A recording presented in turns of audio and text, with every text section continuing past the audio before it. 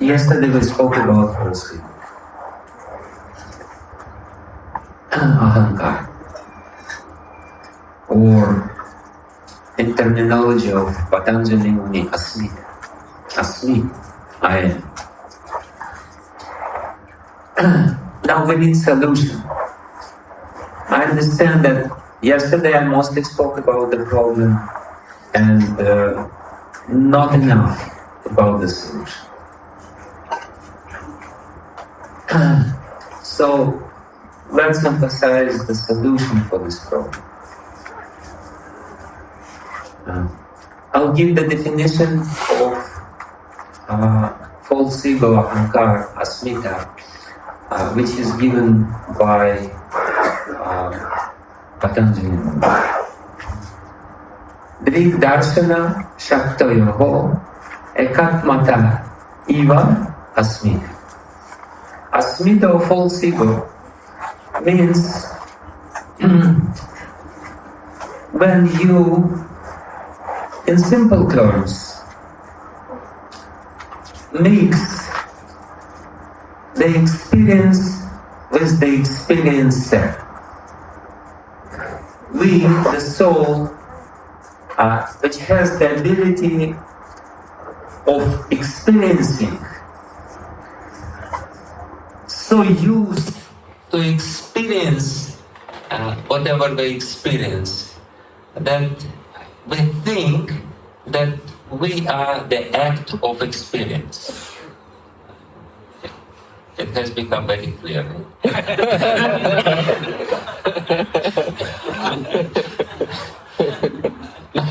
It's very simple.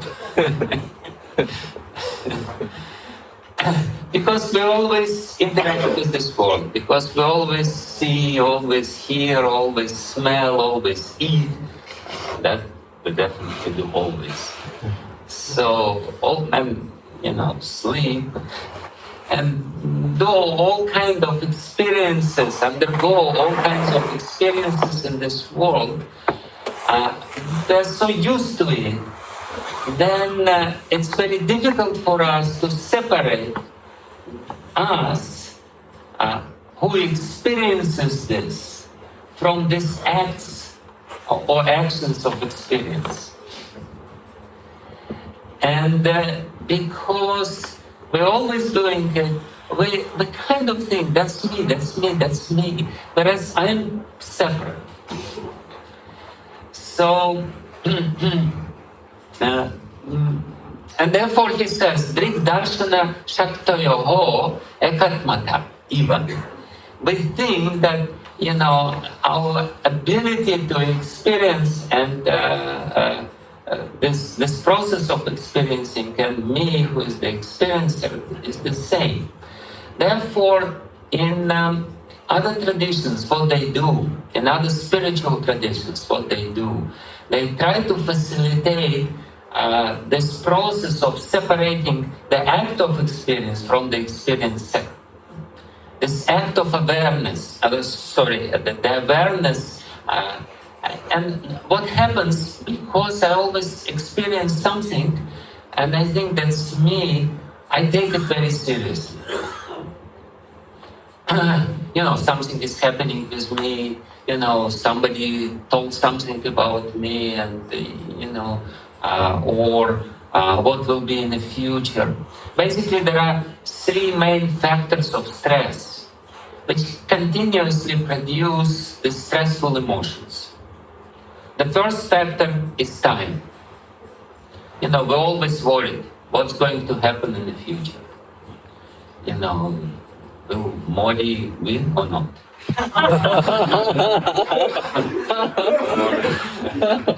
or maybe Trump, or Biden, or whatever. What will be the crisis, next crisis, ecology, this and that. The time is a factor of stress.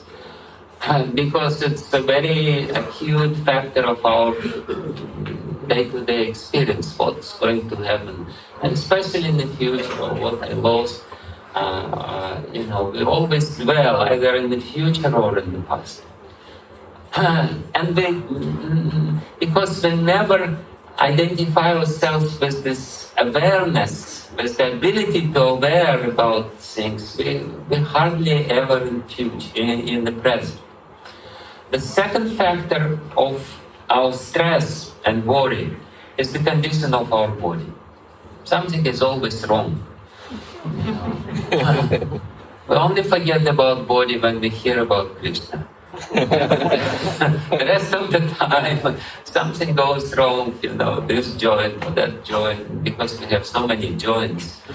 And there will always be some problem on the heart, or the stomach, or the liver, or the kidneys. Acutely aware of its presence, especially with the passage of time when we become older. We start knowing about something which we never knew before, that we have kidneys. Blissfully unaware about it. But all of a sudden it becomes a very serious factor of our life. My gallbladder. So, this pain or that pain, this discomfort or that discomfort. So the body is the second factor which always is there in our mind. And the third factor which is always bringing us some unpleasant or stressful emotions is the circumstances. It's too hot now. Or it's too cold, or it's, especially, of course, circumstances is people. Why did he look at me like this? What did he mean by this? He didn't mean like this. He just had a stomachache. And he looked at me like this. It was nothing personal. We always, have some concerns about the circumstances. Something is always wrong, this or that goes. We always absorbed in all these circumstances or situations, emotions. And emotions, as I explained to you, and they have this ability to completely swallow our consciousness. They overwhelm us, and the more strong they are, the more overwhelming they are, and therefore we never ourselves. We forget this very simple and very vivid and very, very obvious fact that the ability to aware of all these things, don't change. I'm the same. No matter what, whoever speaks something about me, I am the same. It doesn't touch me. I am the soul capable of seeing this, and I'm capable also of separating myself from this, from all these experiences. So this is what we always forget, and we give undue importance to what is happening, and give less importance, much less importance to undue neglect to ourselves, to our real self. So that's what is happening. So many things happen in our life. We forget most about this. We don't remember all this rubbish. But in the process of experiencing it, it was so important. We don't remember it. Where is it now? We were little children, and we had so many serious problems as children. Somebody took our favorite toy. How dared he do this? This is my toy. Does it influence you in this moment? No. But at that moment, it was so serious. It was damn serious. them sins. It probably transformed our personality. A childhood trauma, somebody dared to take my, whatever. So, what I mean to say, because we give undue importance to the experiences and forget about ourselves, we always dwell in this soup of experiencing. What other traditions do, other traditions, they help to separate us, the soul, with the ability to experience, with the ability to be aware of everything which is happening, from this by more or less artificial means. As I explained, the artificial means in other, they're not artificial, they're very helpful, they're good, but they say, please, you try to, not to identify with all this stuff which around you, with the matter, with the gross matter. It's not you, it's here now with you, with money, with house, with things like that. Try to not enjoy too much, not to invest too much of your consciousness into this process. Then they say try not to, limit your contact with the environment, at least for some period of time. Go into seclusion, go into retreat, regulate your contact with the environment, because every time we experience something, it affects our consciousness.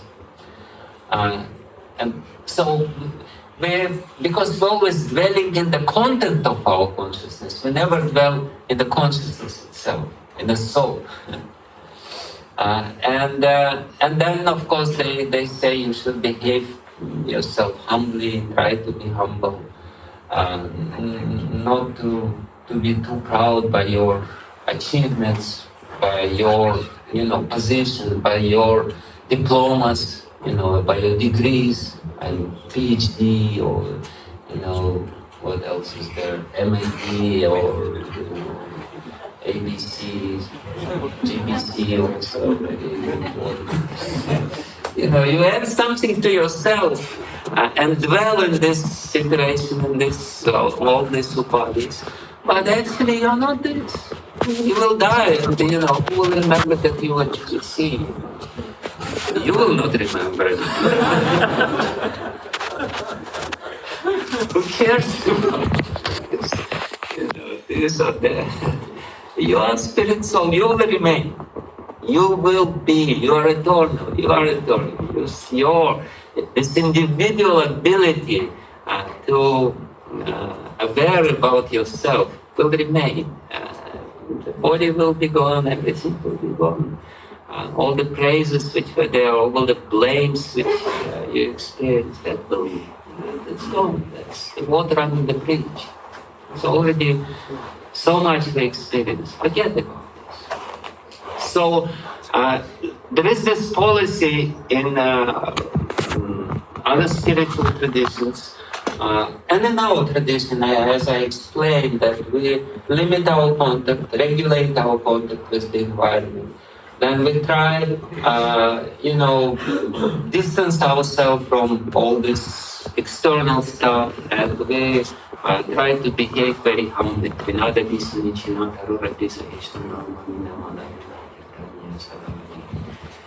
But there is also a very powerful way of doing it, by replacing all these stressful emotions which are produced by the act of experience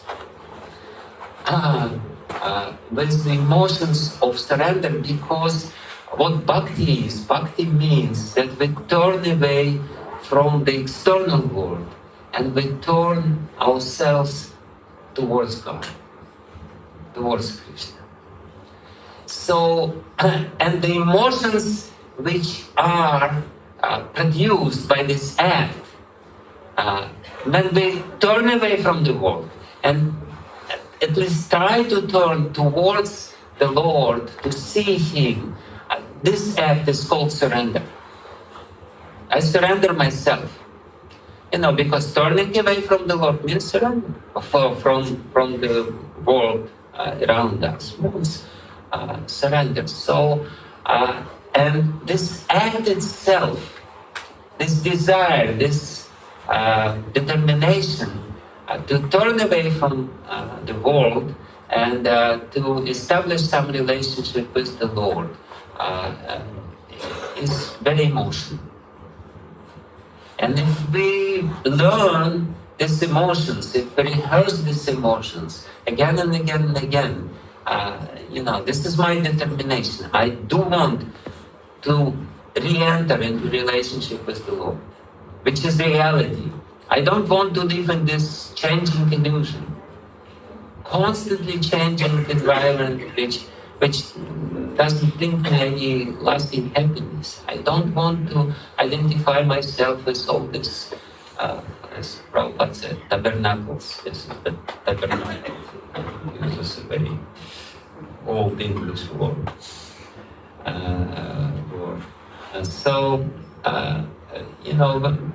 This act is emotionally recharged. And this energy of these emotions is very helpful. As I said, it's like a fuel, and if you use this energy of these emotions, then it will be easy for us to chant this deep meaning. Patanjali Muni, in his Yoga Sutra, he explains the process of japa. He says japa is a very easy and simple process of achieving samadhi.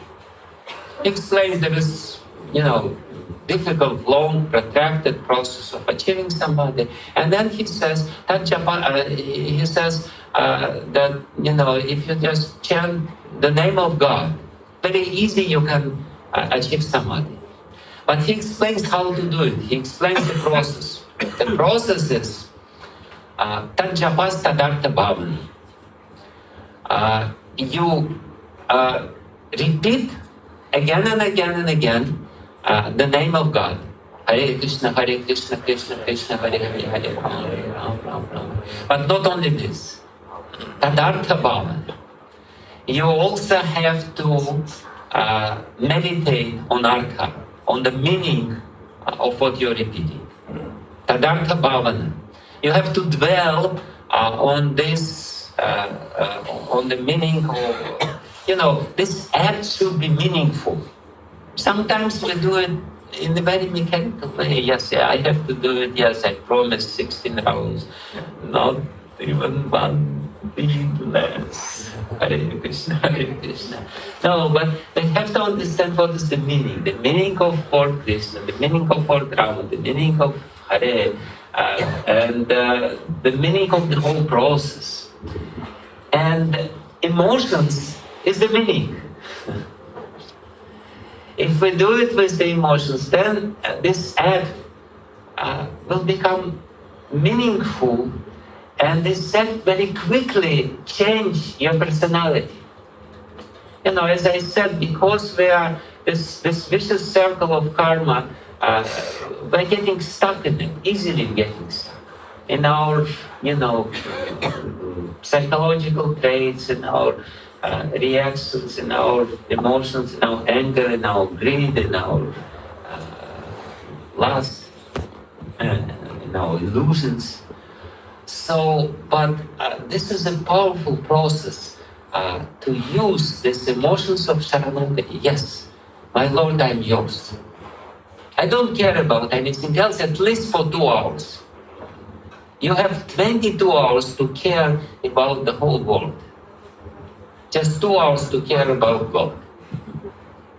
It's a good deal. But because the process is so powerful, this 2 hours is enough, to neutralize the effect which you will get by interacting with the world. But you have to use these 2 hours very effectively. The problem is that, yes, we use these 2 hours, but not very effectively. That's the problem. We are not, getting the full use of this japa time. Because we can only erase all these experiences which are there, and not to dwell in them, not to be absorbed in them, if there is something, something meaningful in what we're doing. One thing to do it like Bhakti Vijnana Maharaj, he wrote this beautiful book in Sanskrit and in Bengali, Prapana Jivanamritam, the book which explains the 6 limbs of surrender by quoting different shastras. And each and every verse of this book is the content which will help us to dwell meaningfully on the process of shastra or on the process of japa. Because so many different verses in the scriptures describe these emotions of different people who surrender themselves fully. And by reading these verses, chanting these verses, remembering these verses, we can actually experience the glimpse of their emotions. Like Gajendra. Gajendra completely, after so many years of struggle, after so many years of being stuck in this very difficult situation of, fighting with this crocodile, ultimately he realized, there is, he just remembered, there is God who can help me. And before he didn't know about this, he didn't remember about this. But ultimately, it became clear to him, yes, there is somebody who can help me. And he took, lotus with his, how do you say this? Ground, lotus, and said, thank you, Krishna. And he pronounced these prayers. And these prayers, it's the content of his prabhati, of his surrender. So this is the content. This is the emotional content which will help us to erase all the stress which is accumulated in our consciousness, all the childhood traumas. You don't need to go to psychologists. You don't need to spend money for it.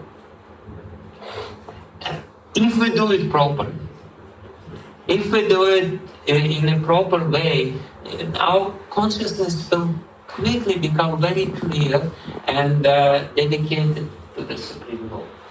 So this is one thing, or the songs of Bhaktivinoda Thakur, which he wrote specifically for us, all the songs of Saranagati. Bhakti Vijnana Maharaj, he collected all these verses to help us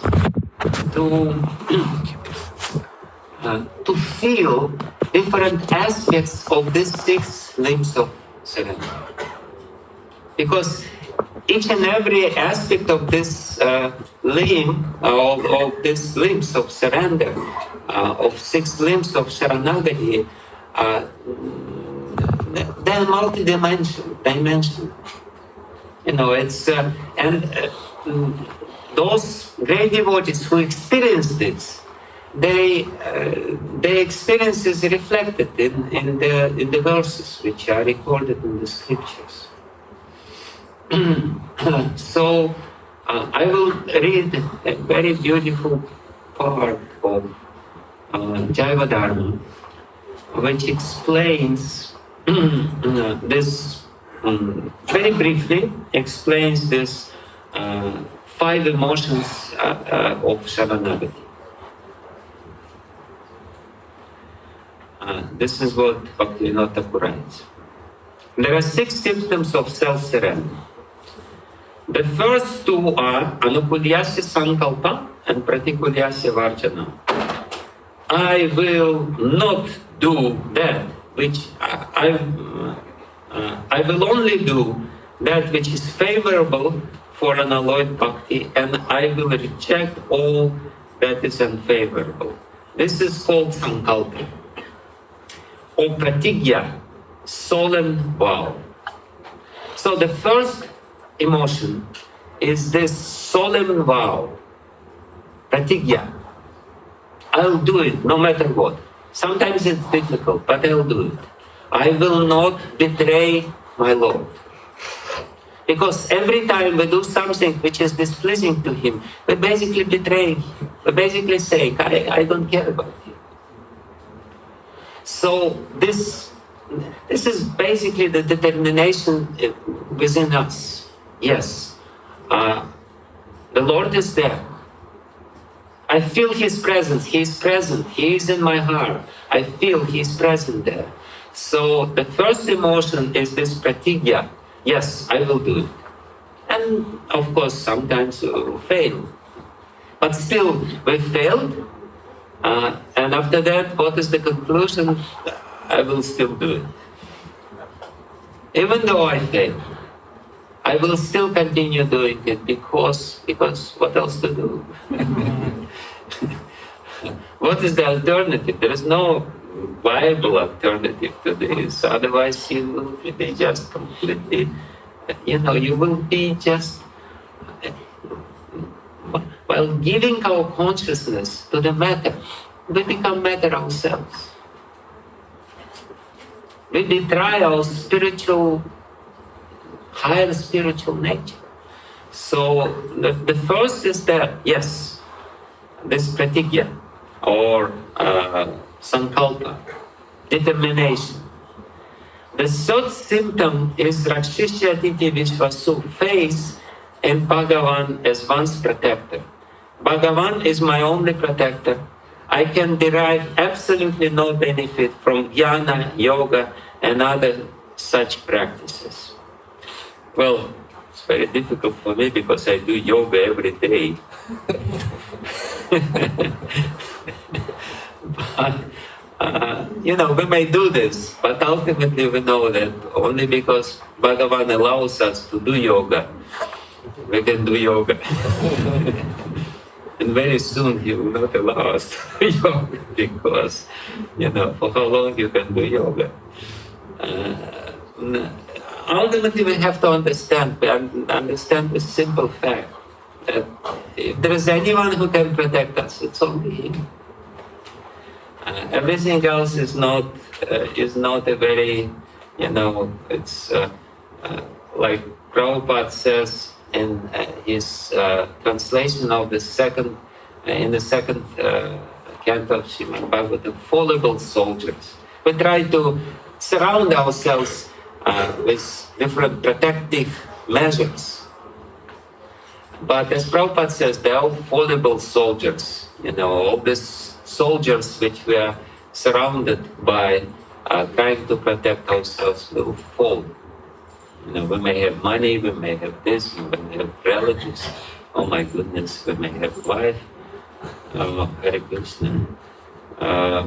This fallible soldiers. Only Bhagavan is the protector. So this is an expression of trust, Vishwas. So this is the second emotion. First emotion is determination. Yes, I'll do it. And if internally you really mean it, you immediately feel the energy which will help you to do it. Isn't it? I'll do it. And yeah, I can do it. No problem. The second emotion is Vishwas. Vishwas, the Sanskrit word Vishwas, is very special. Shwas means to breathe. And Vishwas, which means trust, means to breathe in a certain way. Like when we feel completely safe and protected and secure, like a little child on the lap of the mother. The child may be crying, the child may be frantic, and because he's frantic, his breathing is completely chaotic. As soon as he is put on the lap of the mother and he is, hearing the beat of the mother's heart, he becomes very peaceful, and very soon he falls asleep. Deep, peaceful, beautiful breathing. So Vishwas is this peaceful breathing when you feel that you're protected. Vishwas, trust, is this condition when you feel there is nothing to fear. Even at this moment of time, if a tiger will appear now, I will say Hare Krishna, and let's see what's going to happen. So, if you have this Vishwas, yes, there is somebody who protects me. I don't have to worry about this. The only thing which I have to do is just to breathe very peaceful. I mean, trust. Again, I don't say it's easy, but what I mean to say is that we can rehearse it. That's the emotions which we can rehearse. This is the third emotion, the emotion of complete trust, complete assurance that I'm safe because Bhagavan is there. I'm the soul, will always be with him. He's there with me. So the fourth symptom is Goptritve Varanam, deliberate acceptance of Bhagavan as one's maintainer. I cannot obtain anything or even maintain myself by my own endeavor. I will serve Bhagavan as far as I am able, and he will take care of me. So that's me. What I can do, I can serve. That I can always do. I can always do something for Bhagavan. I can always help somebody. I can always, if deeply inside I feel that yes, I'm the servant of Bhagavan, then he will take care of me. I don't have to worry myself. And so many times we experience this. There's some problems there, but somehow miraculously it's being resolved. So this deep understanding deep down that Bhagavan will take care of me, then it's the emotion of Goptritve Varanam that he will maintain me. Tukaram is a famous example of this. He had his wife, Janabai, and she was always nagging, there's not enough in our house. He used to say, let's sing some bhajan for Bhagavan and let's see what's going on. Saying we don't have enough rice, we don't have enough this and that. Let's sing some bhajan. Somehow or other, everyone is maintained by the Lord. The big elephant is living in the jungles and he needs some 100 kilos of food every day, and he's not so worried.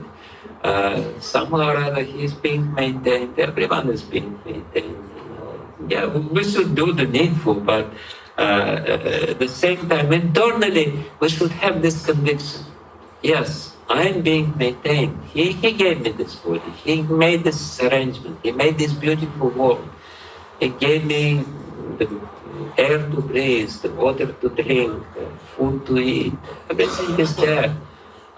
No need to worry. So this is what is meant by dependence, nirbharata.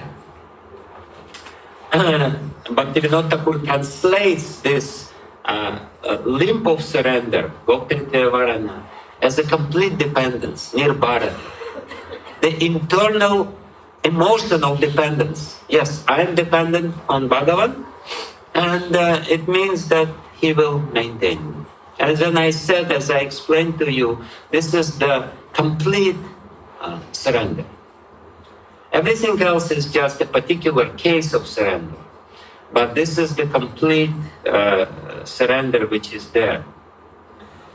The fifth symptom is Atmanikshepa, surrender proper. And in Sri Sampradaya, when they explain, and they are very emphatic about this, they say actually that saranagati is bhakti. But they say that angi of saranagati is the satmanikshepa or atmanivedana. We have different conception, but we can argue, but it's not the point of arguing. Atmanikshepa means nikshepa basically means to throw oneself. Atmanikshepa means I give my atman to the Lord. And there is two kinds of atmanikshepa or atmanivedana. Because one kind of atmanivedana or atmanikshepa, the first kind of atmanikshepa, is included in the 6 limbs of saranagati. And another one is included as the last link of the 9 kinds of bhakti, right? Sravanam, Kirtanam, Vishnav, Smaranam, Padasevanam, Archanam, Vandanam, Dasyam, Sakyam, Atmanivedana. So, in the beginning I said that saranagati is the preliminary stage of bhakti, and then after explaining everything, what is bhakti, starting with Shravanam, we again say Atmanivedana. So what is this? There are different, it's 2 different things. When we're talking about Atmanikshepa in saranagati, the word is the same. Atmanivedana or Atmanikshepa is the same. But because in the beginning we don't know what is our Atma, it's very difficult to give our Atma proper, the soul proper to the Lord, because we don't know what is our Atma. So Atmanikshepa means Atma, what we think we are now, and now we identify with the body and with the mind. Atmanikshepa in saranagati means I give my body, my mind, and my speech to the Lord. Because there is no other Atma. I don't know what is this. If I do some surgical operation, it's somewhere there. No, we cannot give Atma proper to the Lord, but we can give the body, right? We can serve by our body, we can serve by our speech, we can serve by our mind. This is Atmanikshepa in saranagati. It basically means whatever I have is yours. The body I have is yours body. It's nice body. I maintain this body because it's your property. I take care of it. I take care of my health and everything else because it's your property. But it's yours. My mind is yours. My speech is yours. Everything is yours. I'm doing it. But then when we do the proper bhakti, starting with Shravanam, Kirtanam, Vishnu, Smaranam, etc., at the end, we understand I am the spirit soul. I am a beautiful little girl in my Manjari Swarup, or whatever Swarup is there. Maybe you are some friend of Krishna, whoever. On the level of asakti, it will become very clear. Ainanda tanuja kinkaram patitam mam dishameva. Lord Chaitanya explains the stage of asakti by saying, I'm your little kinkar, little tiny kinkar, little servant of yours. So this second Atmanivedana is this real Atmanivedana when we know who I am in my spiritual swarup and how to serve the Lord in my spiritual identity by my spiritual emotions, by interacting with Him in this emotional exchange. So that's why it's very interesting when we do Navadvip Dham Parikrama. Navadvip Dham is a representation of 9 processes of bhakti. So we start Navadvip Dham Parikrama where? In Antardvip. Antardvip is the symbol of what? Atmaniveda. We start at Yoga Pit in Antardvip, which is the symbol of Atmanivedana. It basically means first kind of Atmanivedana or Atmanikshepa from Sharanagati. We do everything for the Lord. And then we go through all the processes of devotional service, through all 9 islands. And when do we finish our Navadvip Parikrama? In Antardvip, in the same place. We come to the Atmanivedanam again. But this Atmanivedanam is real Atmanivedanam. This is the real stuff. So that's the idea behind this Navadvip Dham Parikrama. When we ultimately understand what is our Atma and how to serve the Lord. And the 6th symptom, Bhaktivinoda Thakur continues, who am I? I am His. My duty is to fulfill His desire. This is submission of the self, Atmanivedana. Submission, I am yours. And the 6th symptom is Karpanya, meekness. I am wretched, insignificant, and materially destitute. This is what is meant by humility, Karpanya or Dainya. So yes, I'm what I am, but I already gave myself to you, and you do whatever you like with me, the way I am now. I gave myself to you, and this is the 5th emotion. So Bhaktivinoda Thakur basically says that within the 6 limbs of surrender, there are 5 emotions. He lumps together Anukulyasa Sankalpa and Pratikulyasa Vajana, and we should try to feel this, to really feel this on the level of the soul. And that's why Bhaktivinoda Thakur wrote Sharanagati songs. Because music is the most powerful means to evoke emotions. When we hear musical tune, and the musical tunes themselves, emotions are already there. If you do it properly, of course, if you do it not very properly, you may not. But still, the music, rhythm, and the mood will give you very, vivid understanding what it means. And by taking these emotions and chanting with this emotion, you feel this emotion, chanting the holy name with this emotion, you will just go to Krishna. Hare Krishna, Hare Krishna, Krishna Krishna, Hare Hare, Hare Rama, Rama Rama, Hare. This is how it works. This is the idea which I was trying to present to you, and then you will easily forget everything because you will be so happy, so blissful. Like yesterday during the kirtan, did you have any worries what's going to happen tomorrow? And during the old age, forget it. Forget it. I'm yours. I surrender to you. You take care of me. Hare Krishna, Krishna Krishna, Hare Hare Rama, Hare Rama. So you have the lifetime to rehearse it, and then at the moment of death, you will say Hare Krishna. The rocket will take off. So that's basically what it is. And I wanted also to read one more little quote from Jaiva Dharma by Bhakti Vijnana Goswami.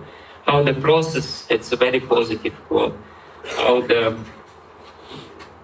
process of chanting works.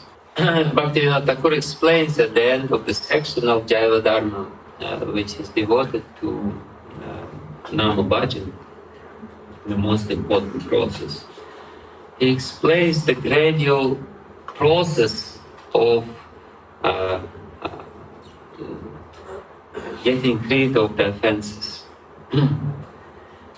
Vijay is asking, Prabhu, I understand that the result of Namaparad is very dangerous. But is there any good result derived from the names that are uttered offensively? So in other words, if we still do what we used to do, neglectfully chant Hare Krishna while driving the car, or by thinking about all kinds of stuff in the universe, and by worrying about who will be elected, who will be the next president of the United States. And, sometimes devotees think about this, even not American devotees. What to speak about American devotees? God himself ordered them to think about it. So this Vijay is asking, is there any use of this sort of chanting? And the answer is very optimistic and positive. Babaji says, yes. Sri Nama will give whatever result Nama Paradi desires while he is chanting the names, but it will not award Krishna Prema. At the same time, the offender has to suffer the result of his offenses against Sri Nama. One who commits offenses to Sri Nama and who takes the name with a wicked mentality will receive the following results. Let's listen very carefully. In the beginning, Nama Paradi takes Sri Nama with a wicked mentality, but after some time he occasionally chants Nama free from wickedness. Very interesting. Initially, we are completely absorbed by this, but Nama is very powerful. And when we chant, we continue chant despite of all these problems, despite of all this inattentiveness, despite everything else. Occasionally, we will chant some seemingly pure holy name, a little pure holy name. Hare Krishna, Hare Krishna, Krishna Krishna, Hare Rama, Hare Rama, Rama Rama. This chanting of the name without a crooked mentality causes him to accumulate sukriti. So when we have all these ideas or whatever, and they are, not very attentive and everything, that's not very, very useful. But still, in between, we sometimes chant with some good, favorable mood. Hare Krishna, Hare Krishna, oh Krishna, oh I love you. I don't know who you are, but they say you are very nice. So you chant with this mood, as Bhaktivinoda says, free from crookedness, from crooked mentality, and that will give you some sukriti. And slowly, slowly, as that sukriti increases, its influence enables him to receive the association of saintly people who are chanting Shuddhanam. The influence of satsanga induces Nama Paradi to chant Sri Nama constantly, which frees him from Nama Paradas. Even people who had a great desire for liberation have gradually become Hari Bhaktas by taking shelter of this process. So it brings you to some association, and in this association you get the proper mood. And by getting the proper mood, you actually start chanting happily. You're not bored, you're happy. Hare Krishna, Hare Krishna, Krishna Krishna, Hare Hare, Hare Rama, Hare Rama, Hare Hare. Okay, let's read few more lines. Vijay asking the question, if simply chanting one name can successfully remove all sins, why is it necessary to chant Sri Nama constantly like an unbroken stream of fragrant oil? Babaji, the inner self and dealing of the Nama Paradhi are always crooked in every way. He is opposed to Krishna, Bahirmukha, by nature, and therefore he has no taste for saintly people or auspicious paraphernalia and times related to Bhagavan. Like it's very difficult to get up for, Brahma Muhurta, which is favorable time for chanting, and therefore we chant during the, our driving period and japa period somehow or other coincide. This natural inclination is towards, his natural inclination is towards unworthy people, things, conclusions, and activities. Like we're attached to see some internet news, Some people, some devotees, sometimes attached. Because by knowing all the news, what is going on, if Kejriwal is still in the prison,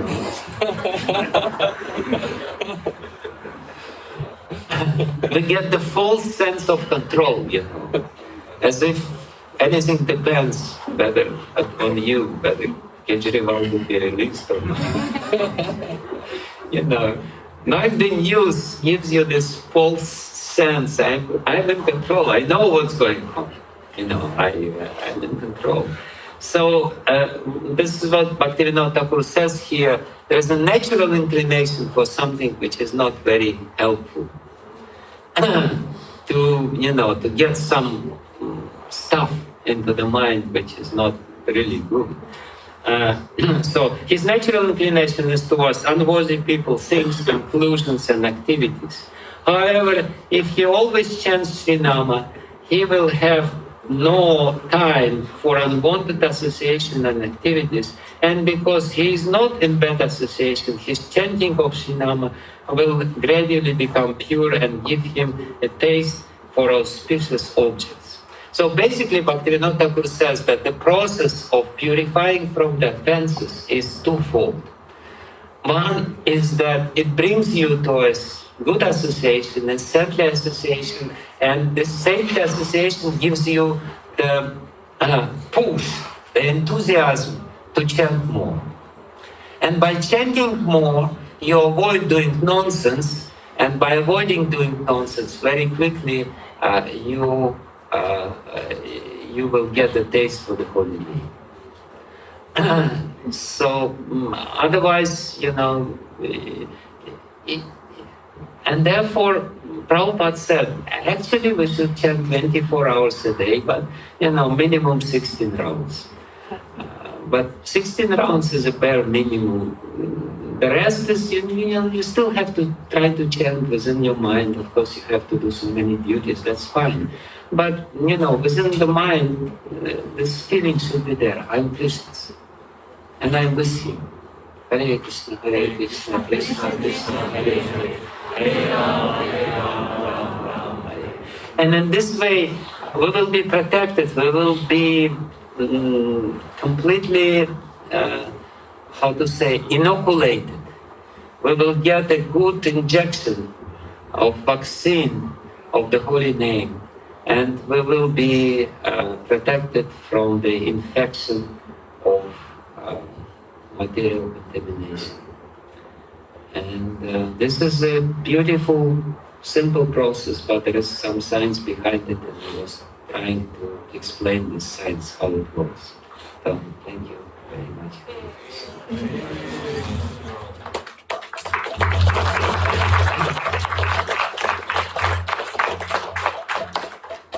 So we can chant a little more? Or shall we chant japa or shall Sankirtan? Chant japa. Questions we have there, right? More questions. So many. Let's chant. We still have For now, so we can practice this, because the better we practice, the better it is. So this 5 emotions which I try to describe, try to feel what is there, to feel this vishwas, or nirbharata, or sankalpa, or doinya, by chanting. Sri Krishna Chaitanya Prabhu Nityananda Sri Advaita Gadadhara Srivasadi Gaura Bhakta Vrinda Hare Krishna Krishna Krishna Hare Hare Hare Rama Hare Rama.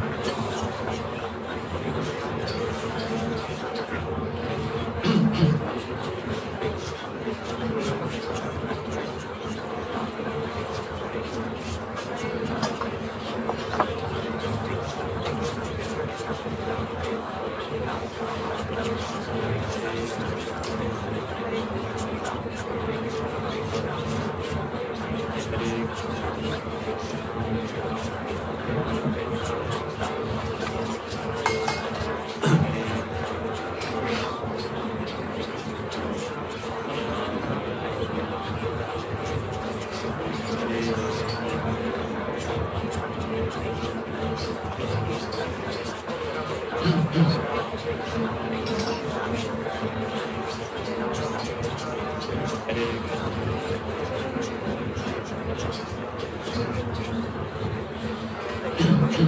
first round we chant with pratigya, with the solemn vow, with the sankalpa, with the determination to do everything which is pleasing to the Lord and reject everything which is displeasing. So that's the emotion.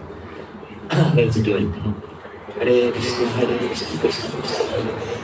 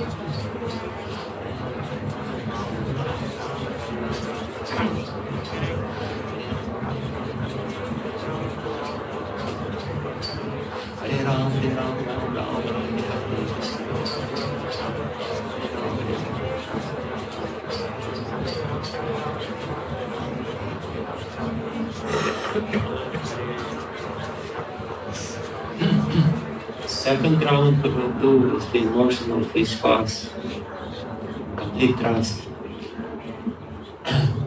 Krishna protected me in many circumstances. Krishna took care of me. Krishna brought me to the society of devotees.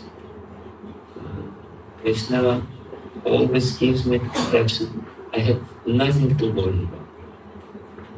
He will protect me at the moment of death, no matter how painful it will be.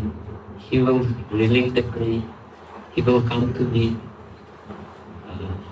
And the moment I come in front of him, all what I was doing for him will bear the fruits, and I will feel completely safe and protected in his presence, in his association. And even now, he is with me.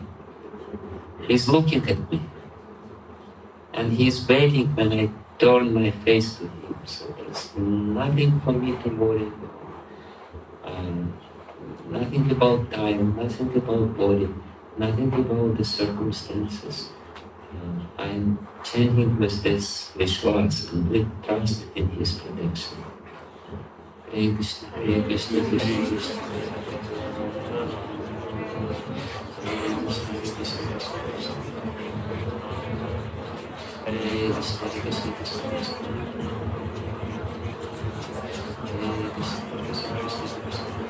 Hare Krishna, Hare Krishna, Krishna Krishna.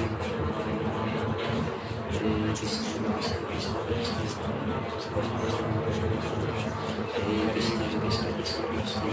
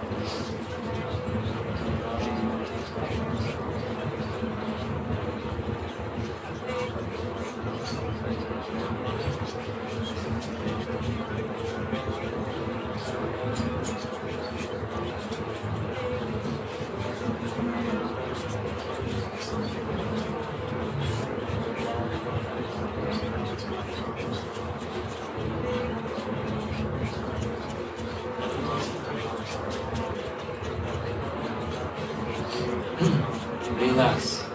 No tension. Time is not passing by. You're chanting beyond the time because you are beyond the time. Krishna is beyond the time. Body is not very significant, not very important. Just relax in complete trust that Krishna is with you right now. Hare Krishna, Hare Krishna, Krishna Krishna.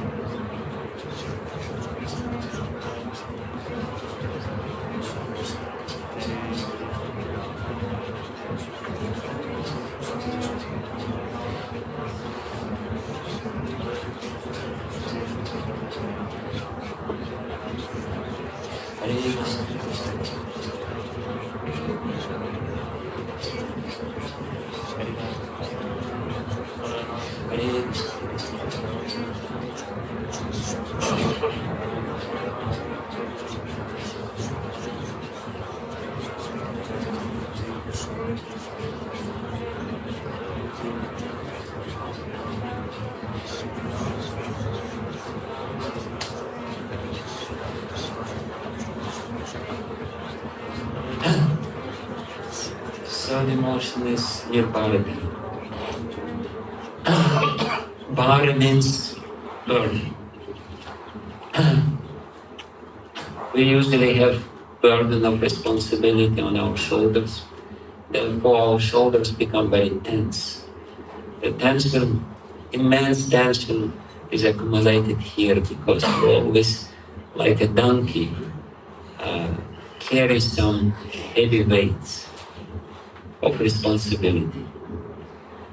From now on, you're completely free. No problem. Near Bharat. I'm a cow. I'm a sold cow. I was sold to Krishna. He is my master. I will do whatever little milk I have, I'll give to him. No problem. Whatever I'm capable of doing, I will do.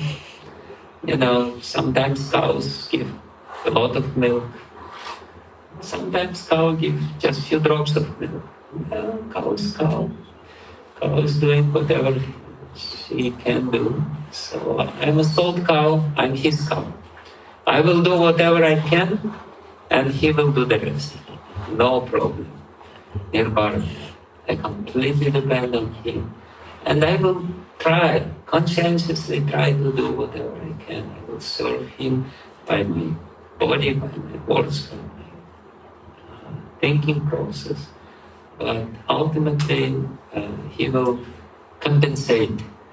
Yoga Ksema, he will himself give me what I need. This is the mode of saranagati. Let's chant one round in this mode.